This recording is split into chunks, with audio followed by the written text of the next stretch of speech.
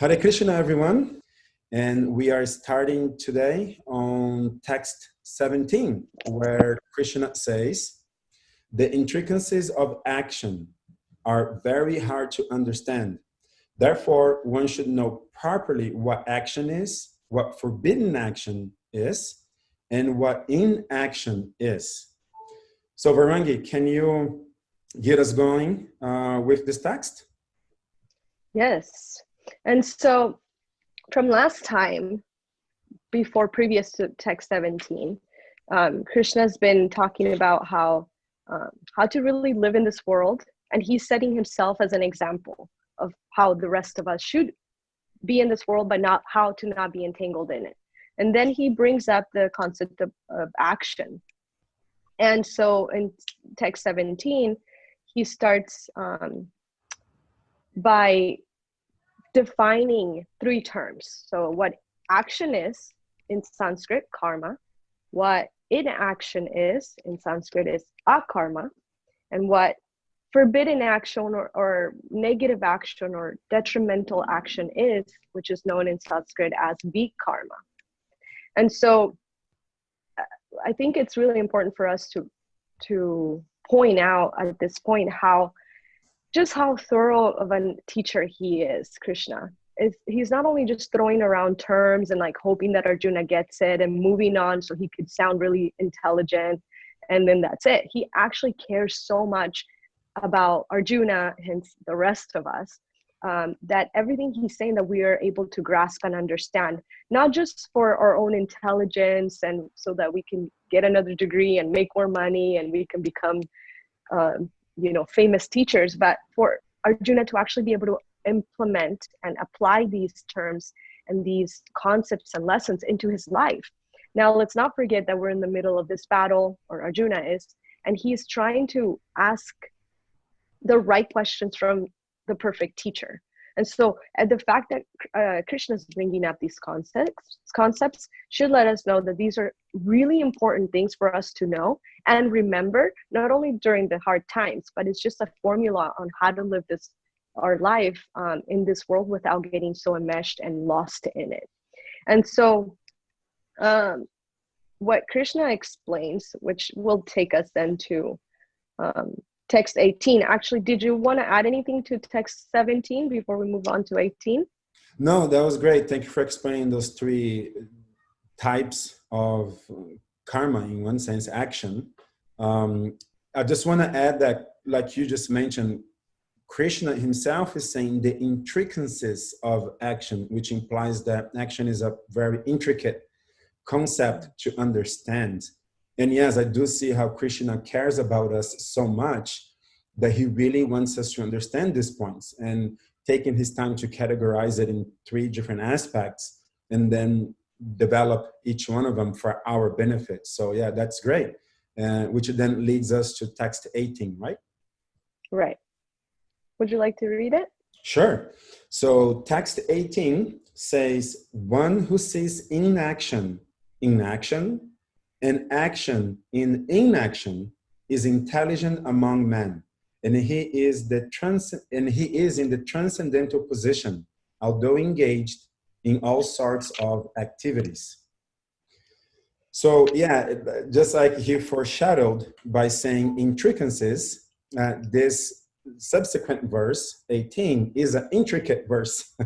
So to unfold this, right, to see inaction in action, I would ask myself, what does that mean? How can I see inaction in a particular type of action, right? Mm-hmm. Or how can I see action in inaction? If a person is inactive, how am I to see activities in that person? And if I am able to see these differences, then Krishna is saying the person who is able to see that person is intelligent. That's Krishna's opinion. And that person is not only intelligent, but that person is in a transcendental position. And nevertheless, that person is acting because that person is engaged in all sorts of activities. So I think it's a great verse because in the surface, when I first came across this verse, the few first times that I came across this verse, I was really bewildered. It's like, well, how can Krishna explain that, right?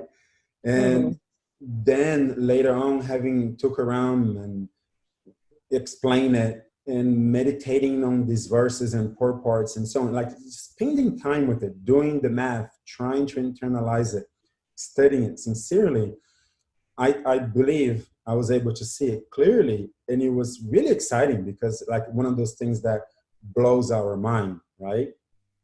So let me explain it from my point of view, Varang, and then I'm curious to see what you have Please. to add. So if I see inaction in action, what that is trying to tell us is that there's a particular type of action which will bring about no results. And that would be, or no karmic results, let's say. No entanglement. Correct. And that would be actions that are according to how Krishna have been teaching Arjuna. In other words, you do your duty, you are acting because it is your duty. You're not acting because you're looking to get something out of it that will ultimately please yourself or the ones you love. So the beneficiary of your activity is not yourself. You would be God or others, in the sense that we would be guiding others towards God consciousness. But we are not the center.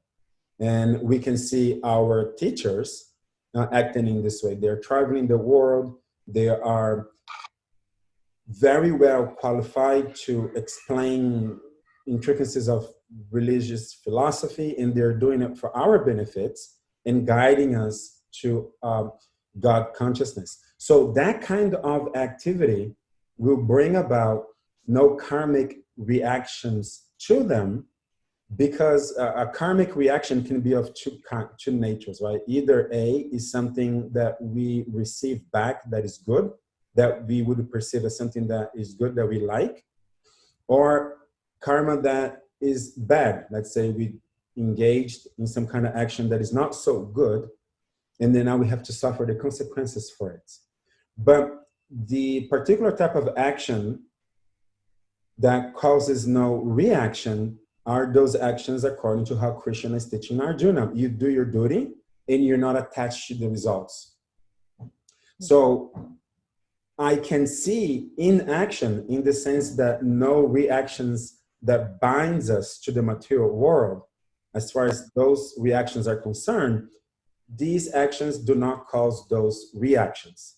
So I am able to see that such a person that is acting in that way is actually inactive, not in the sense of inactive materially speaking, but in the sense of inactive in the sense that they will receive no reactions for those actions. So then I'm able to see the inaction in such actions. And if I can see it, I have to have had prior knowledge, like I mentioned our teachers, that they are engaged in this type of actions, which will be inaction. If I am able to see and understand that, I have prior knowledge of who they are, what they're doing, and which consciousness they're acting with. To then understand, well, yeah, these actions will bring about no reactions to them. So although they are acting, they're being inactive. And if I can see that, that means I have prior knowledge of that. Krishna considers that to actually be intelligence. And then now the other side, action in inaction. So now we can think about people that are striving to get rid of their karma, to transcend material conditions. But they have, like Prabhupada would say, a poor fund of knowledge. They are not really well educated in spiritual science, let's say. And although they believe they're being inactive, and therefore they're going to achieve liberation, because if you stop your reactions, you're no longer bound by karma and you achieve liberation. So such a person who may be thinking, I am in the right spiritual path because I am being inactive. My actions are such that will cause no reactions, but actually they're misguided. They don't have a full, complete theology or philosophy, and they're not truly in an inactive state. They're actually acting even at the mental level or other levels. And even though in the surface, from the material point of view, it looks like this saintly person is just sitting there in profound meditation and becoming enlightened, actually in their consciousness, in their mentality, they're still attached to lust, hate, anger, and so on. And in their minds, they're still pretenders. They're still very much attached to the objects of their senses. So even though from the material point of view, it looks like that person is inactive, actually I can see action in there because they are pretending to be inactive, but their lust is still in their hearts, and their mental activities will cause reactions. So then I am able to see that there is action in this apparent inaction.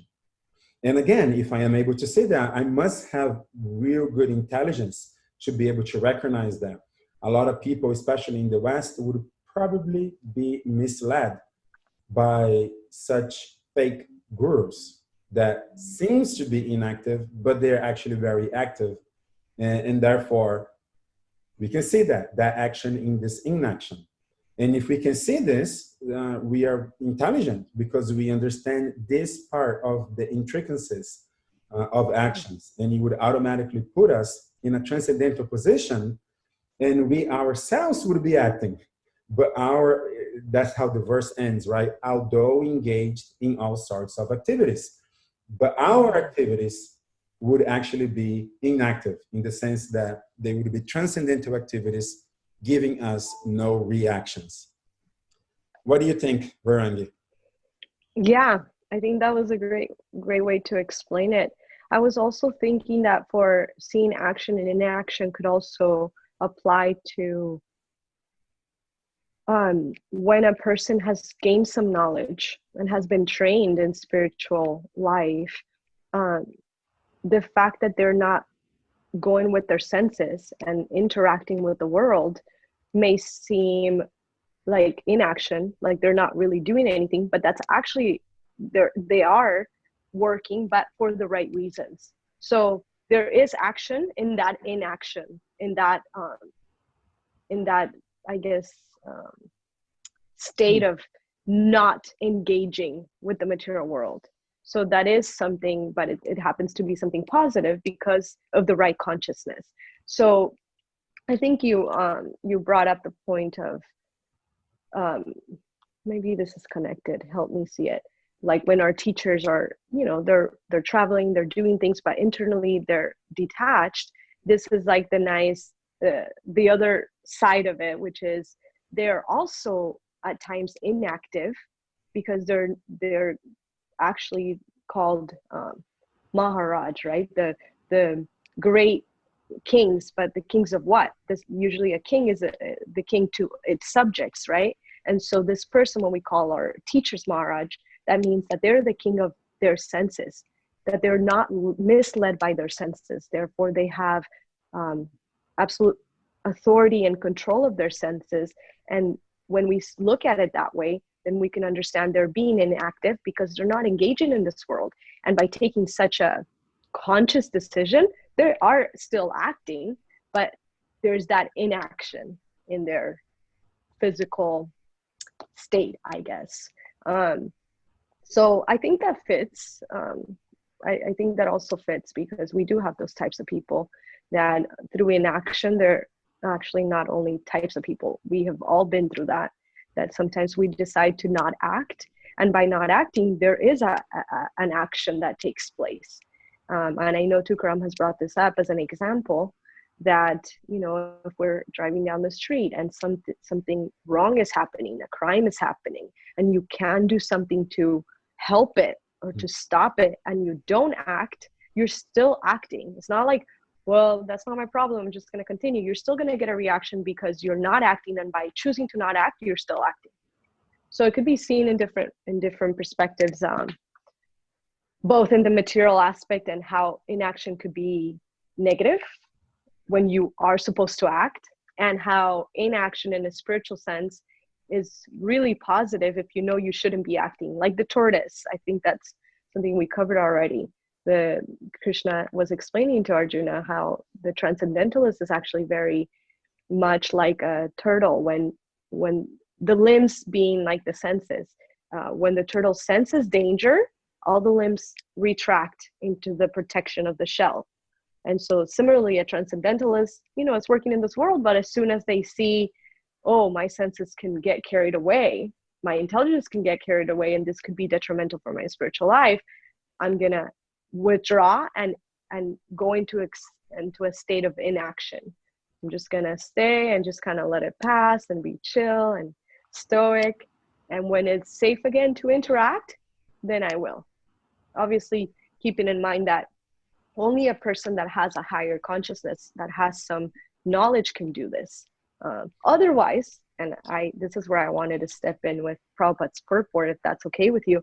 He explains so beautifully how the alternative, what it would look like. So for a transcendentalist, inaction, it's not that they're afraid of getting bad karma or good karma, or what they're going to look like, or what people are going to think of them. They're just fully focused on that supreme goal, which is satisfying the senses of the supreme, of the divine, of Krishna.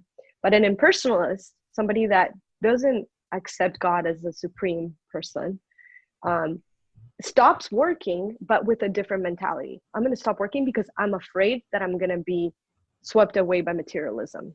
So it's still in action, but it's like led by fear. And it's like really, it boils down to their own personal benefit, not really to please the supreme. And so, so is it okay if I read the purport? It's short, and it's, yes, please. I think it really just ties everything together. So this is the purport to text 18. A person, by His Divine Grace, A.C. Bhaktivedanta Swami Prabhupada, Ki Jai, a person acting in Krishna consciousness. And of course, here we see how Prabhupada is like Krishna consciousness, At this point, Krishna's still just introducing himself as God, so we're not there yet, but we can appreciate how Prabhupada never missed an opportunity to preach the highest goal of life. Just in case we didn't get through the end of the Gita, Prabhupada is giving us that opportunity out of love and grace of, hey, that's actually the greatest thing we can do. So a person acting in Krishna consciousness is naturally free from the bonds of karma. His activities are all performed for Krishna, or God. Therefore, he does not enjoy or suffer any of the effects of work. Consequently, he is intelligent in human society, even though he is engaged in all sorts of activities for Krishna. Akarma means without reaction to work. The impersonalist sees his fruitive activities out of fear, so that the resultant action may not be a stumbling block on the path of self-realization. But the personalist knows rightly his position as the eternal servitor of the Supreme Personality of Godhead. Therefore, he engages himself in the activities of Krishna consciousness. Because everything is done for Krishna, he enjoys only transcendental happiness in the discharge of his service. Those who are engaged in this process are known to be without desire for personal sense gratification. The sense of eternal servitorship to Krishna makes one immune to all sorts of reactionary elements of work. And so, like I said, it's so expertly explained, all these three terms, and really how he's giving us the formula of how to act and really be conscious of the different types of actions that we can engage in. It's so different from living a life of blindness, like when you just act because I don't know, you probably have the same experience, but it's so popular nowadays, and I read it all the time online. It's like, do what makes you feel good, do what's true to you, do what makes you feel alive. It's like, okay, what about when you're depressed and you don't, like, when your hormones are kicking or when something changes. So you're always fully dependent on the externals. What Prabhupada is proposing here is, and Krishna actually, is, hey, just know that this is what happens. Action is broken down into these 3 sections. Everybody's always acting. So you just have to be mindful of what kind of action you want to engage in, because you're going to act anyway. So why leave it all up to the externals and what other people, how other people act, and how other people don't act, and how you feel and what you feel like doing. Instead, be educated on these 3 tiers of action. That way, every time you're acting, you can fully be conscious of how that's going to affect your life. And so we don't hear Krishna saying, don't do this, only do this. If you don't, then you go to hell. It's more like just educating Arjuna, and therefore us. Hey, this is the reality of life. And if you do this, this is what happens. If you do that, this is what happens. So then you choose, because you have free will. And it's like we get a beautiful combination of learning a little bit more about this God, like Krishna as God, but also what a real teacher is like. You know, he's just giving so much information and wisdom, but it's all covered with so much love and care, and it's always true. It's like there's no like fear involved for you to choose what he wants you to choose. It's just very neutral. And so we get a glimpse of how Krishna is really engaging with us in this world, and at the same time he's so independent. It's like, okay, I'm satisfied with what you choose. Like, I love you so much, I want you to make the right choice, but you're free to make your choice, because that's the basis of love. And so I appreciated this from this particular section of the explanation of these 3 terms, because it just gives a little more insight to what the nature of God actually is. And of course, Krishna continues this throughout the whole Gita, where he never really tells Arjuna, you better do this because I'm God and you should just listen to me. But he's just like so loving and obviously wise, and he's explaining everything such logical way that Arjuna really is learning and grasping and letting it all sit with himself, and then asking other questions to formulate a better lifestyle or a decision that he's going to have to take at some point for the battle, which obviously also applies to us. So that's all I got for 18. That's great. Thank you. And you know, this chapter is titled Transcendental Knowledge, and you have just highlighted the importance and of getting this transcendental knowledge, and how Krishna is able to explain this knowledge to us, taking his time to break down different categories, which shows how much he cares about us and so on. And I was meditating on this concept of knowledge, along with the concept of doing your duty and not being attached to the results, and how we could put the 2 together in a very practical and personal way. And what I came up with is something like this. Why would we do our duties and not be attached to the results? Because it is so natural in material life to be attached to the results of the things we do. The best example would be, you go to work, you work hard, you want your money at the end of the month. And you're going to be attached. If you don't get it, you're going to be upset. The other concept is, we have senses. We have the eyesight, we have a nose, a tongue, skin, etc. Why do we have them if we are not supposed to enjoy them? To me, that was a bit difficult to understand philosophically. If Krishna really cares about me, why does it give me senses? Because obviously they're going to be seducing. They're going to be distracting me. And I'm going to want to fulfill them. So why do I have them if I'm not supposed to enjoy them? Mm-hmm. So those concepts to me were difficult to understand, but nothing better than transcendental knowledge to help us.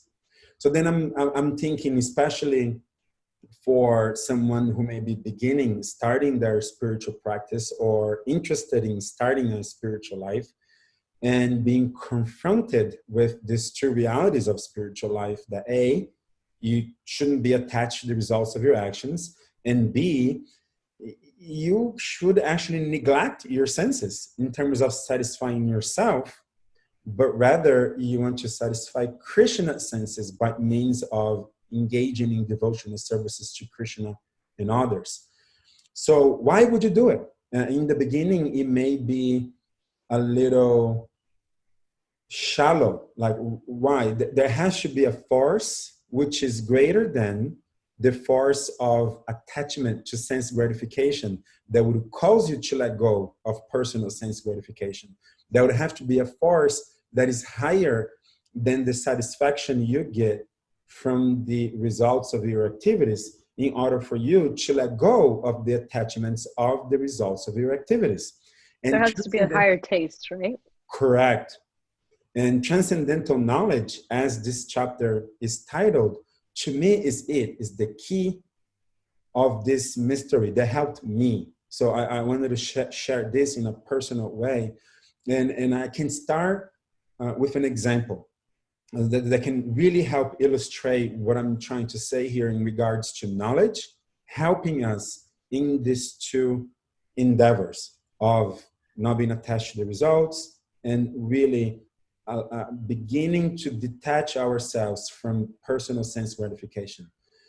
And the example is, for example, you're driving in traffic and you left your place and you're going towards your destination and everything's fine. But then you're looking at your GPS and it is telling you, hey, there is a 1 hour traffic jam ahead of you. And that is your knowledge. That is the knowledge that you're receiving. And then the GPS is like on our phones today, we'll usually search for another route, another path. And it will say, hey, if you exit the freeway here and take these other back streets, it will save you 30 minutes. Equipped with that knowledge, you may exit, you may make a U-turn and you get out of the highway and you take another path. Knowledge was required because if you don't have knowledge that this traffic is ahead of you and it is going to slow you down, you're going to continue going in the same direction. But if you have knowledge that something ahead of you is not going to be in your best interest, but rather turning around and taking another path is in your best interest, equipped with that knowledge, you may make that turn. You may change the direction of your route or your life with that knowledge. And from the outside, from somebody who does not have a GPS, let's say you left towards your destination with a friend of yours. You have a GPS, your friend don't, let's say. That person may see what you're doing is counterproductive. We are trying to achieve our destination, which is ahead of us, and you're taking a U-turn, you're going backwards. But the difference between me taking the U-turn and that person who doesn't have a GPS is that they don't have that knowledge of what's to come, but I do. And then now, because I have that knowledge and I know what's going to happen to me if I stay here in this freeway and I don't take a U-turn, because of that conviction that I have faith in my GPS, I know that my GPS is telling me the truth. Now and I have been stuck in traffic before and I know what that is like. So with that realized knowledge of what is it like to be stuck in traffic, and that my GPS is giving me that knowledge, I am going to make a U-turn and I'm going to take another route. From a person that does not have that knowledge, what we're doing is weird. It's like, we're supposed to be going that way. Why are you making a U-turn? Why are you not satisfying your senses? Why are you not so passionately attached to the results of your actions? Well, it's because we have this knowledge. We have this knowledge that we exist in a multifaceted reality. And the reality that we can immediately perceive is oftentimes the least important one. There are much greater realities under which we exist that are more important. And once we become aware of that by means of transcendental knowledge, the reality in which we live does become less important than the greater reality of which we are an eternal part of. And that will naturally cause me to not be so attached to the results of my activities in the lower reality, because really my goal and my aim is the higher reality. And that higher reality may be so intricate and complex that the results of my activities now may not be appropriate to my myopic and minute attachment to how it should transpire, but is actually a small part of a much greater plan. And even though I may not understand it now, I'm detached from this result, which is seemingly contrary to what I want, because I have conviction that this result is appropriate and according to a greater reality. And therefore I am unattached, because I know that ultimately everybody follows Krishna's paths in all regards. And I have conviction that that is the greater reality, the ultimate reality, and that everything is going according to Krishna's plans. And therefore I can let go of the results of my tiny reactions due to the tiny actions that I am able to perform. And that my senses are truly happy and satisfied only when Krishna's senses are happy and satisfied, because I am a part of him. And as the hand is a part of my body, if the hand fulfills its duty to feed the mouth, and the stomach provides the nutrition for all of my body, my hand, which is part of my body, is automatically satisfied. So in the same way, us as spiritual souls being part of Krishna, if we satisfy Krishna, we are automatically satisfied ourselves. And that knowledge allows me to pursue Krishna's senses satisfaction as opposed to mine.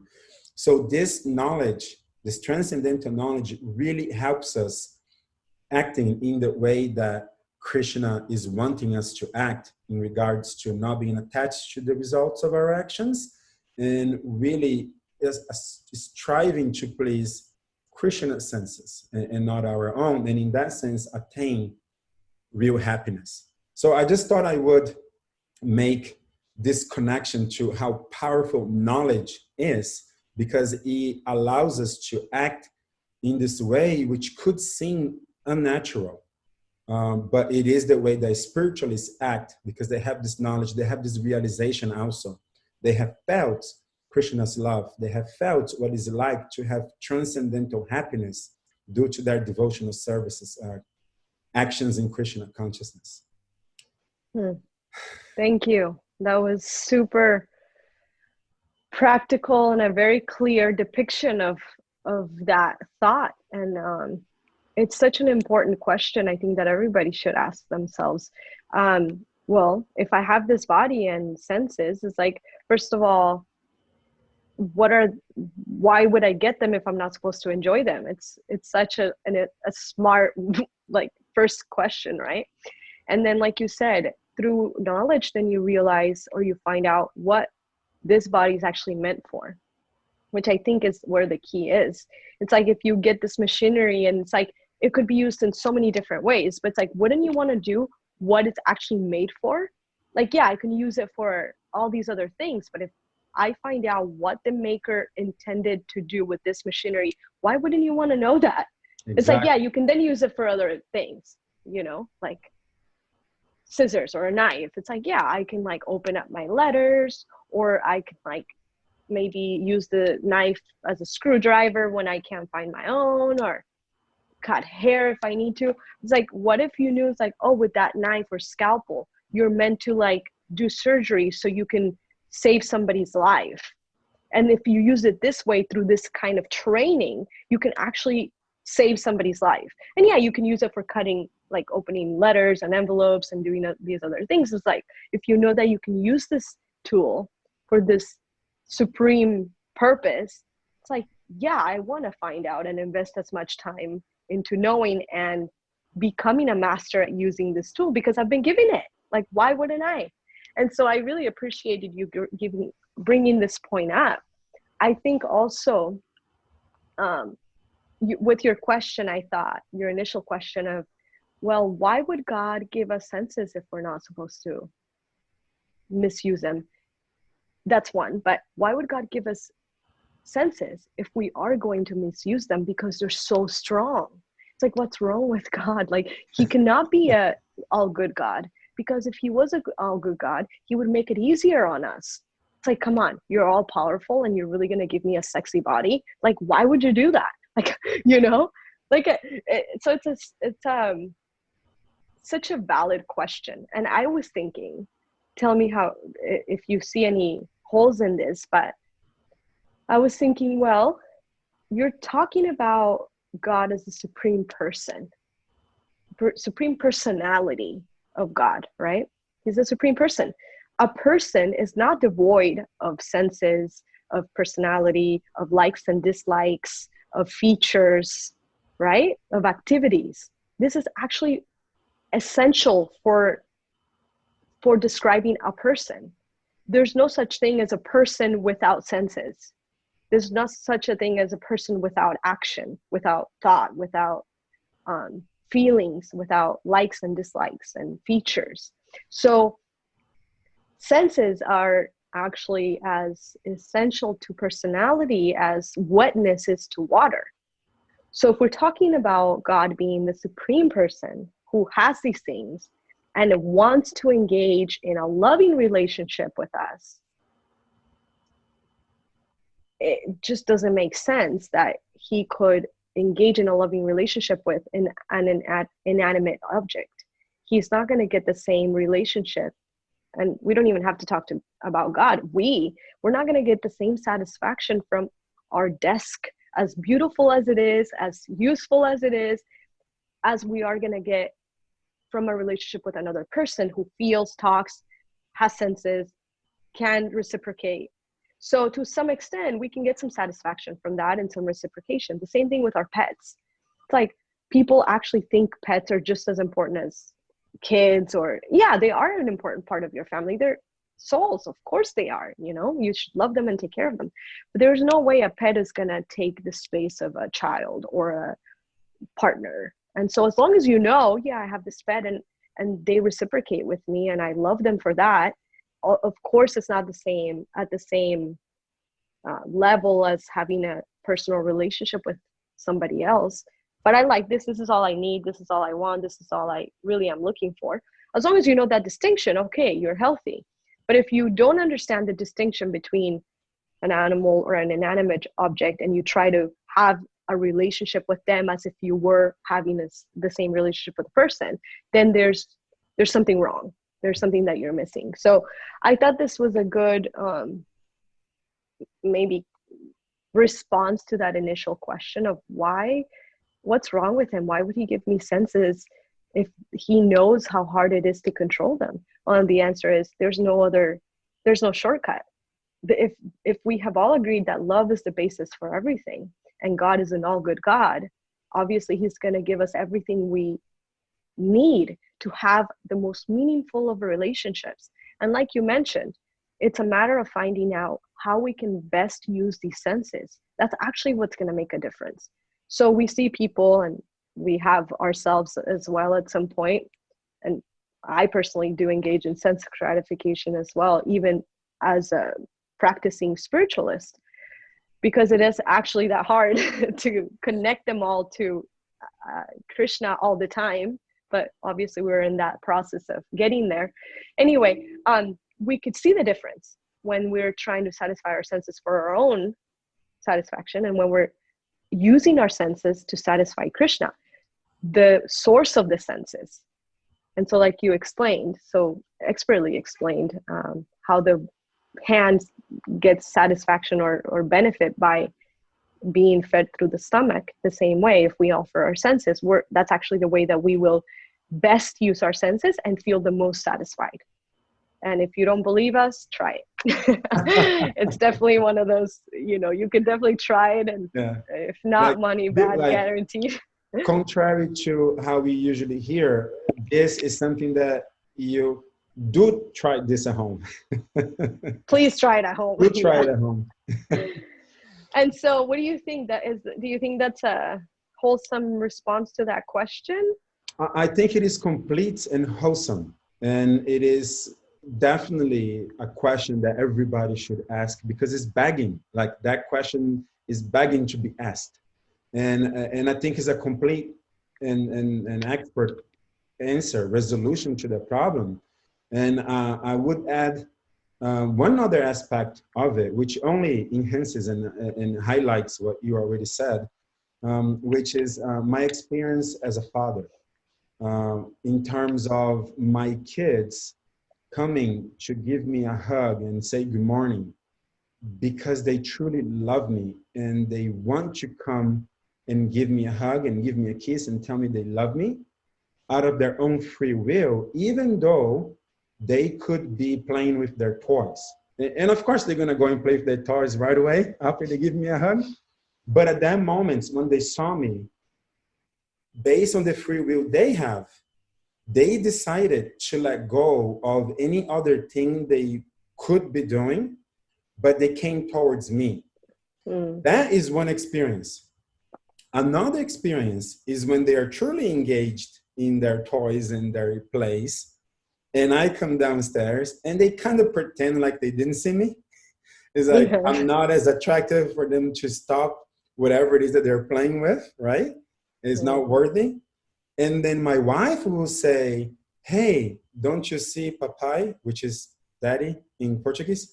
Don't you see papai? Go give him a hug and tell him you love him. And they come and give me a hug and tell me they love me. Those are two different experiences. On the second experience, they were almost forced. My wife told them, hey, go give papai a hug and tell him you love him. And then they kind of like, I don't really want to. Do I really have to stop? Toys. Yeah. My toys are so much funner than papai right now. But okay, I'll put away my toys. I'll go over there real quick, give him a hug, tell him I love him, turn around, and I come right back. Check that box. Yeah. Exactly. And come right back to doing whatever it is that I'm doing. Well, in these two different experiences, like, we keep on saying God is a person. He's the supreme person, but he's nevertheless a person. And part of one of his innumerable qualities is that he's the expert, ultimate lover. He's the ultimate, most expert lover. And he knows and understands what the best love would be like.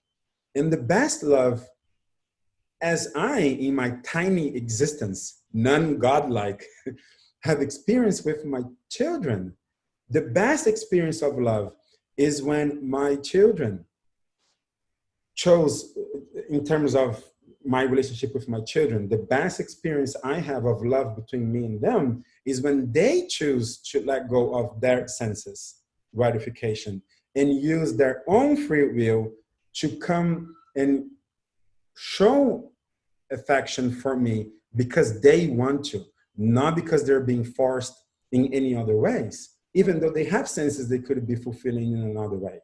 So I believe that part of the reasons why Krishna does allow us to have, like you said, a sexy body, which would be hard to control, is that he knows that ultimately, even though we have obstacles and challenges, but when we do choose to let go of our personal sense gratification, to let go of our attachments to the results of our activities and choose him instead, that is the best version of the best possible love.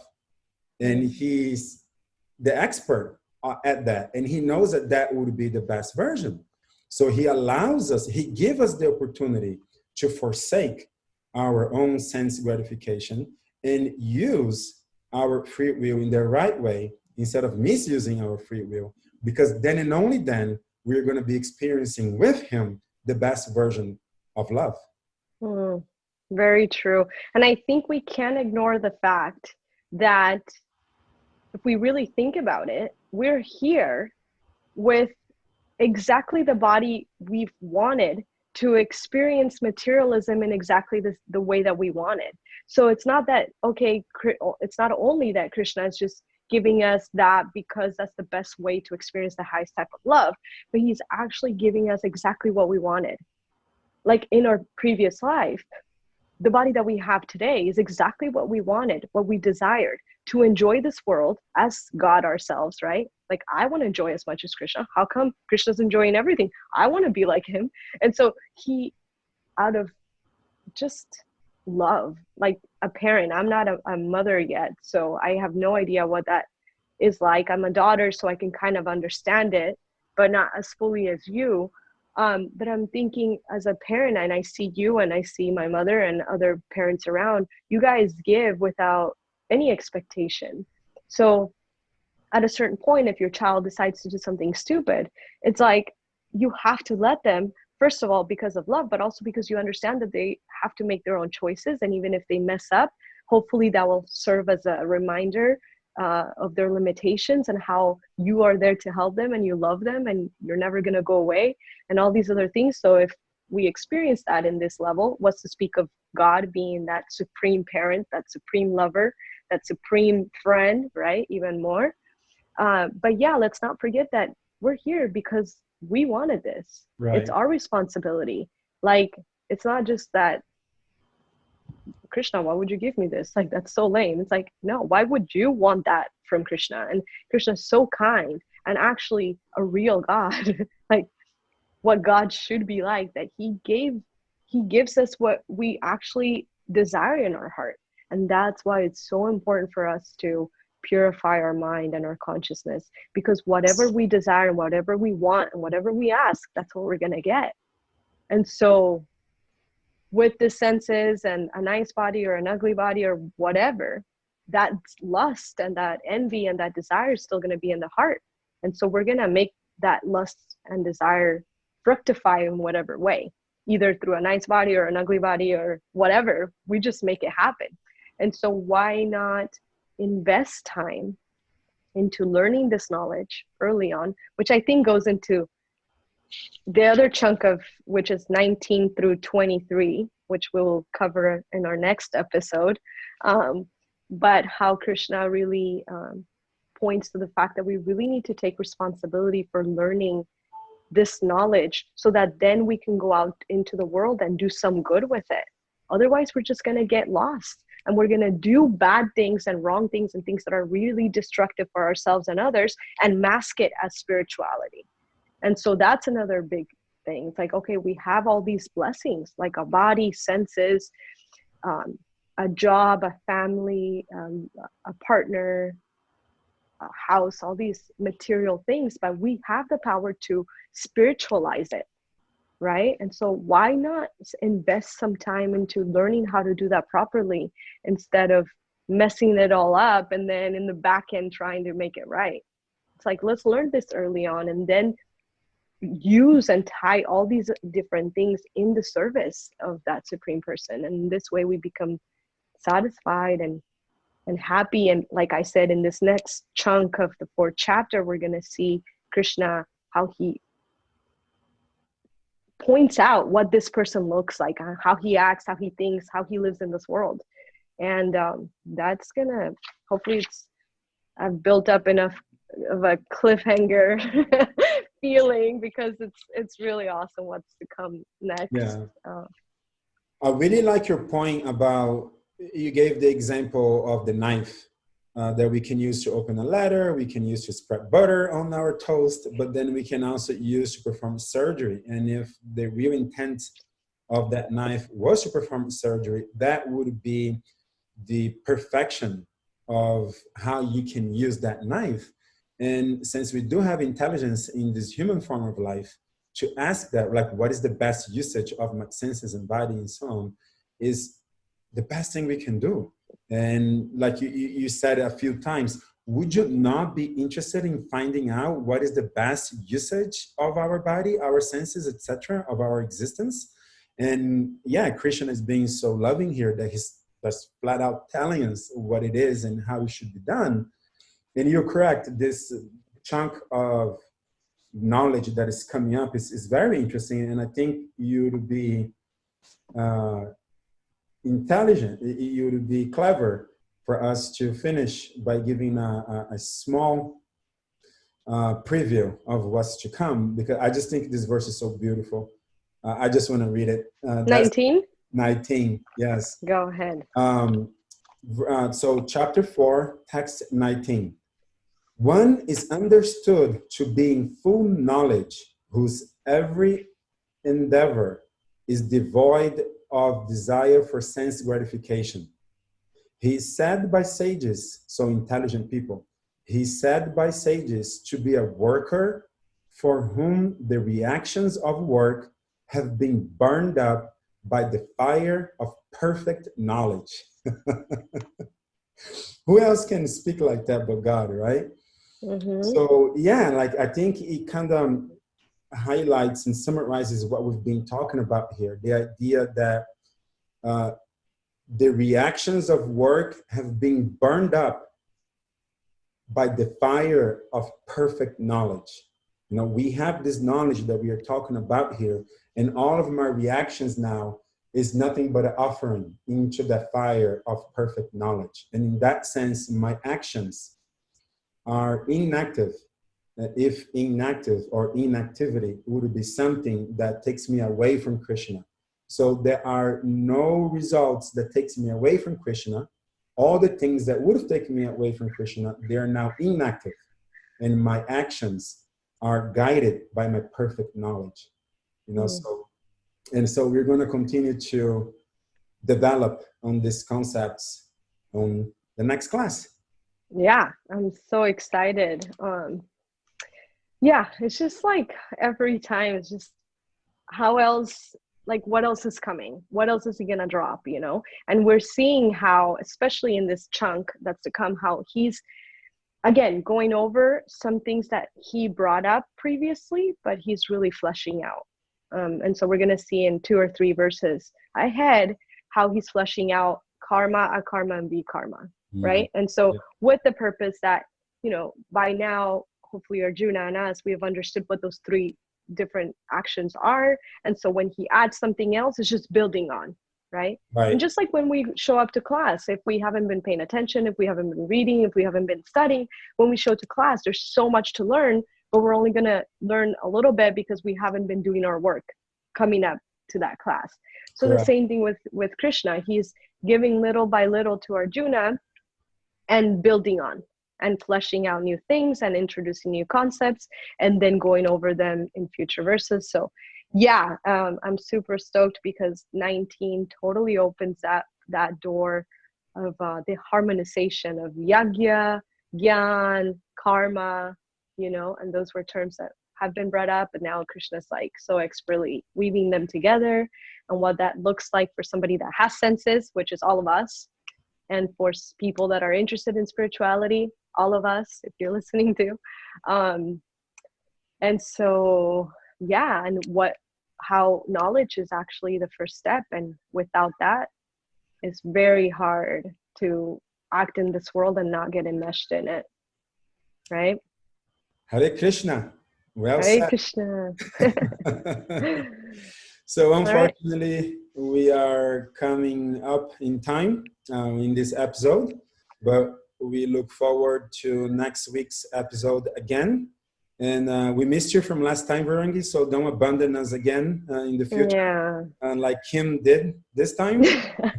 We're missing Kim so much, so we're looking forward to next week, the 3 of us coming on together. It's a really nice synergy, right? I like it. I love it. But it was so nice to be on with you today, so that was nice too. I agree. Likewise. Okay, so until next week. Hare Krishna. Hare Krishna.